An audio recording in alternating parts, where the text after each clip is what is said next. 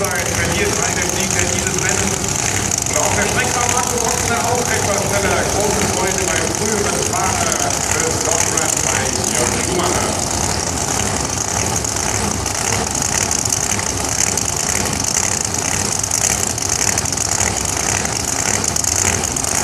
Und jetzt die Klasse Competition Eliminator. Hier darf so schnell gefahren werden, wie es nur möglich ist.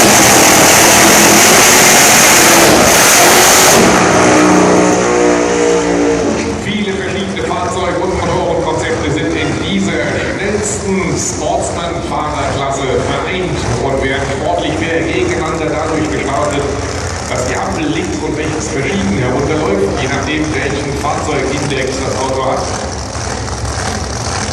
Zoltan Kohari hat hier einen 8,5 Liter Kompressormotor in den Z28 Camaro auf der Praxisbahn hereingepflanzt.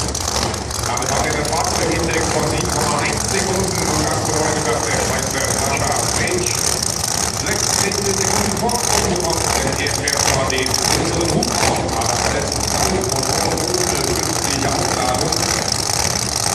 In der Qualifikation war Sascha erfolgreicher, denn er hat geschafft, unter seinem 7,7 Sekunden Fahrzeugindex überzufahren. Das kann Zoltan Kohari bisher nicht. Leichte Vorteilsposition also für den Schweizer auf der Grand Prix Originals Bahn.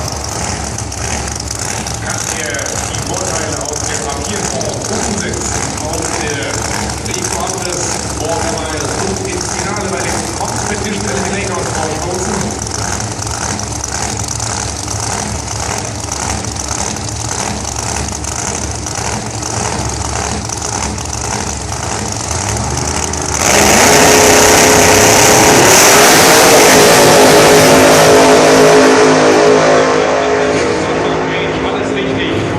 Zehntausendstel Reaktionszeit und mit einer 7,45 lässt er den Ungarn hinter sich. Zoltan Kohari